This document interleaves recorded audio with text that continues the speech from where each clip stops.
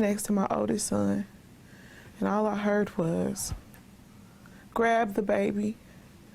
And the next thing, I was floating at the top of the water without any of my children or my husband or my in-laws. I didn't have anybody out there. It was just me. Unbelievable testimony from an Indianapolis mother mourning the loss of 9 family members after a tourist boat capsized in Missouri. She says the captain of the boat told passengers not to bother grabbing life jackets. The accident killed 17 people in all. Yeah, Wish TV's Jenny Dreasler has been following the story. She joins us live from Zion Tabernacle Apostolic Church on the city's northeast side with all the details. Jenny.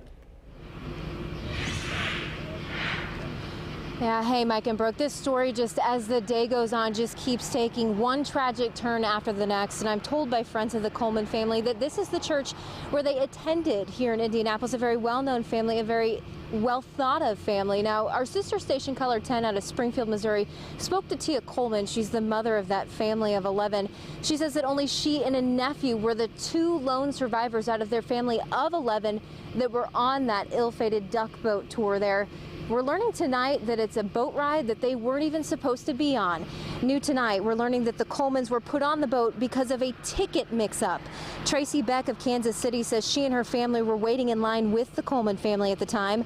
Beck says when the Colemans asked a ticket taker to take a family picture, the worker realized the Colemans were supposed to get on the boat at a different location in Branson.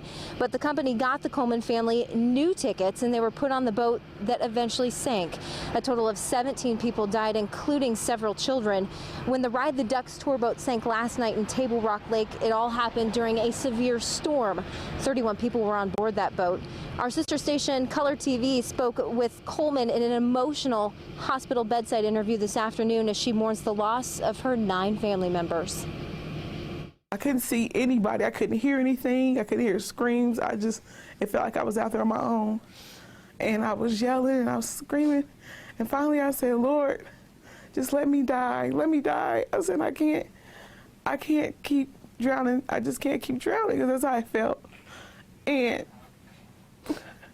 then I just let go and I started floating. And I was floating up to the top. I felt the water temperature raise to warm. And as I felt the water temperature raise, I jumped up and I saw the big boat that sits out there. I don't know what kind of boat it is. It's huge, though. And when I saw them, they were throwing out life jackets to people. And I said, Jesus, please keep me. Just keep me so I can get to my children. Keep me, Lord.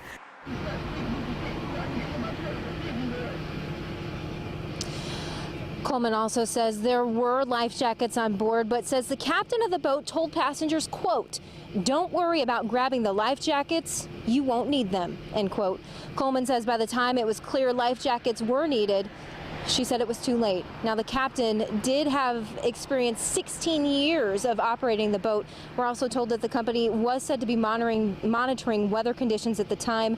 By the way, the captain did survive that incident. By the way, the owner of the tour boat says that the storm came out of nowhere. We're also learning tonight that the state police are also assisting the U.S. Coast Guard. A crew with the NTSB is said to be traveling to the scene as we speak. We're going to have more information on this, including Tia Coleman's full emotional bedside interview at the hospital there.